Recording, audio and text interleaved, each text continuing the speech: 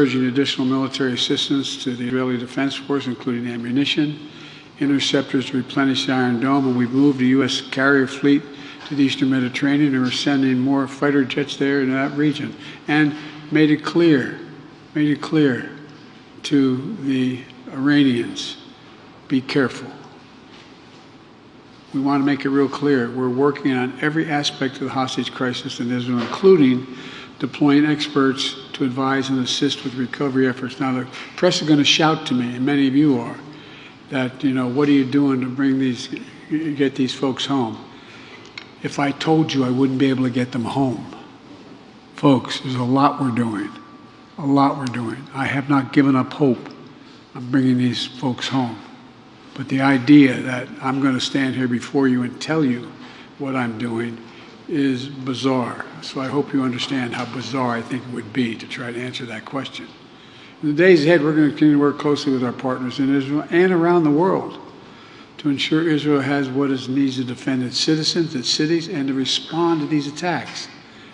As I said yesterday, my commitment to Israel's security and the safety of the Jewish people is unshakable.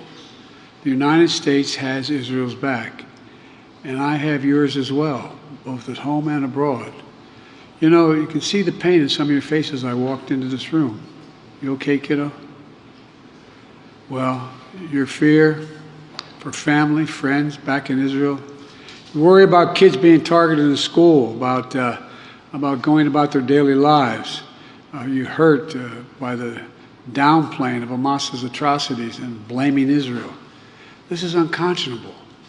And I've asked members of my team, including Homeland Security Secretary Mayorkas and Attorney General Garland, to work intensively with our Jewish community partners, so many of you here, to set up security around Jewish life in America, identify, prevent, and disrupt emerging threats that occur. We're also going to continue to condemn and combat anti-Semitism at every single turn, at every turn. The past few days have been a solemn reminder that hate never goes away. Hold on a second, I used to think you could defeat hate, that you can make it, all it does is go underground. It just goes underground, it doesn't go away. It only hides until it's given a little bit of oxygen. And that's why I've secured the largest ever increase in funding for physical security for nonprofits, including synagogues, Jewish community centers, Jewish day schools.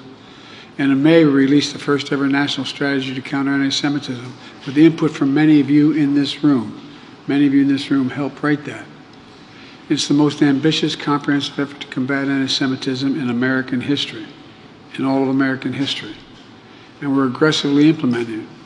But we must all do our part and forcefully speak out against anti-Semitism and push back against the attempts to deny or distort the facts. To make clear, there is no place for hate in America. Not against Jews, not against Muslims, not against anybody. And we mourn the act you and so many leaders have across the country, showing us what thousands of years of Jewish history has shown us. The enduring strength, and I mean this sincerely, the enduring strength and spirit of the Jewish community. If you excuse a point of personal privilege, you should say in the Senate.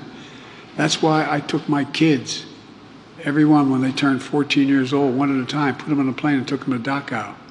I wanted them to see that you could not know what was going on walking through those gates. You could not fail to understand as a country what was going on.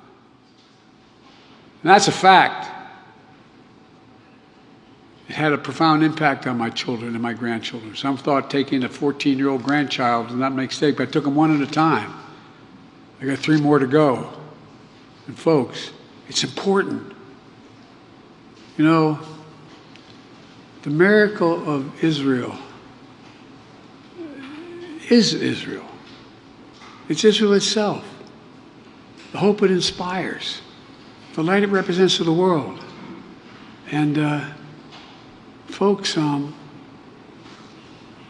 was asked in one of my very frank conversations with Bibi and with Herzog, so why do I feel so deeply about this? It's not about the region. I truly believe